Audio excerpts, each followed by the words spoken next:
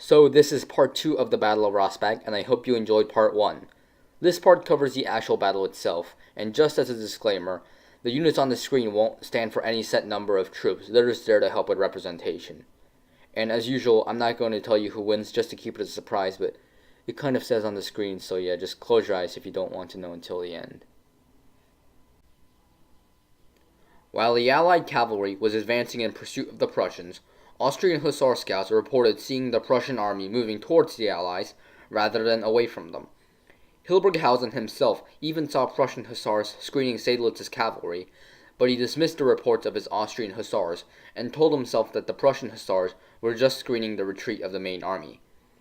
At 3:15, heavy artillery pieces under Captain Moeller fired on the Allied cavalry from Janus Hill. The Allied cavalry only advanced faster, getting disorganized as they tried to get out of the killing zone of the powerful guns. Soubise and Hildburghausen believed that the Prussian artillery was merely serving as a rearguard to the retreat and continued the advance. In the meantime, Seydlitz had moved his cavalry along Janus Hill, first to the east and then south, forming up on the southward ridge. His entire maneuver had been completely hidden from the Allied army, and when his men came up over the Pols and Hugel at 3:30, Seydlitz had achieved complete surprise.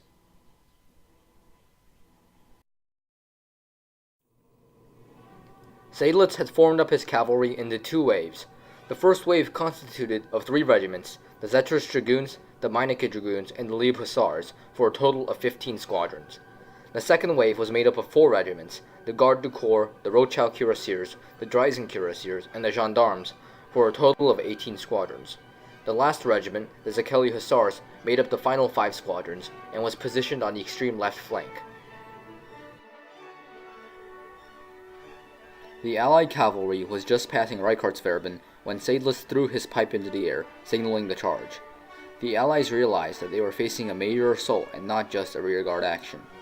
The Austrian Cuirassier regiments, Bretlack and Trautmannsdorf, hastily moved from column to line to receive the charge, and had just barely formed when the Prussians crashed into them. The 2 Austrian Cuirassier units were actually able to stop the charge and hold off the Prussians for a while, buying time for additional German cavalry to join the melee, and for Soubise to lead forwards the French cavalry as well as send for the reserves.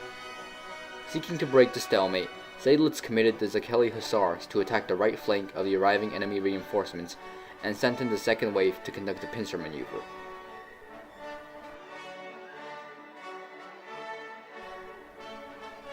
While the Austrian Cuirassier regiments had been able to hold off the first wave of Prussian cavalry, the second wave overwhelmed them and they began to retreat.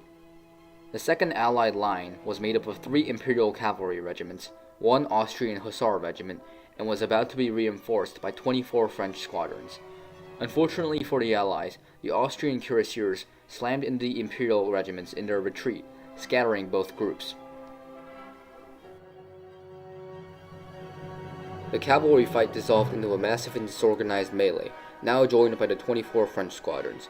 Both Soubise and Saxe-Hildburghausen became engulfed in the melee, the former sustaining a cut to the ear, the latter bruised, and in a swirling saber fight, neither was in a position to exercise any command and control over their army.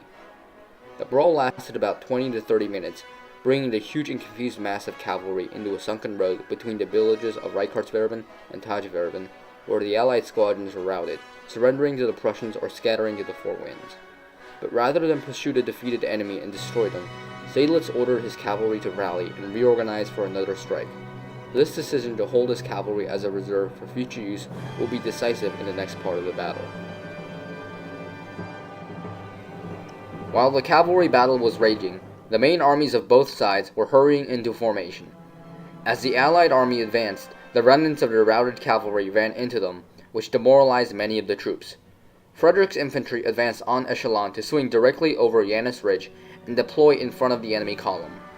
Freddy then decided to extend his line on the left, forming an obtuse angle. This meant that his line was only a single battalion thick instead of 2, and if the Allies managed to break through his line, he would have no reserves. On the other hand, the angle which was formed would mean that the Allies would walk straight into a crossfire coming from both legs of the angle. Captain Muller's artillery battery moved down from Janus Hill to join the 24 battalions of infantry. The lead French regiments of Piedmont and Mailly formed their 8 battalions into columns 50 men wide.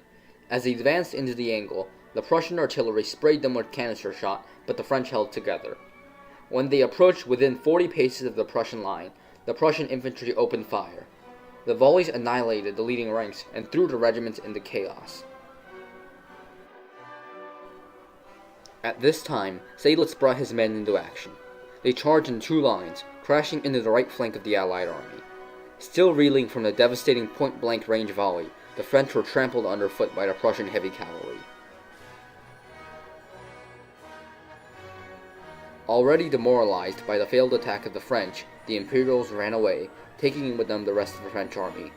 The entire Prussian army followed in pursuit, harrying the Allied retreat.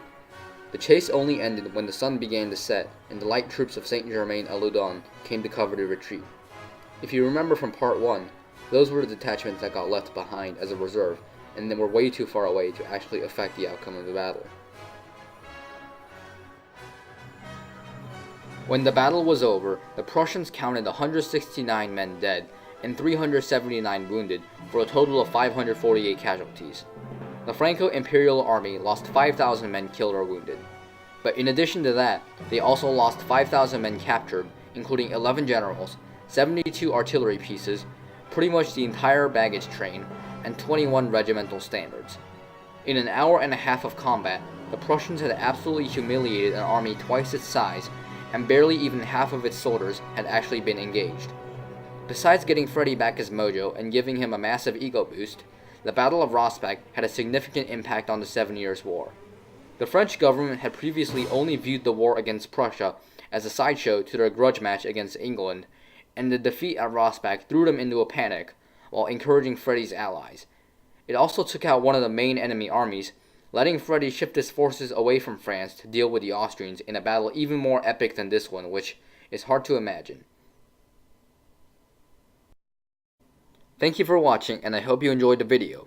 If you liked it, hit the like button, and if you really liked it, hit subscribe for more videos like this one.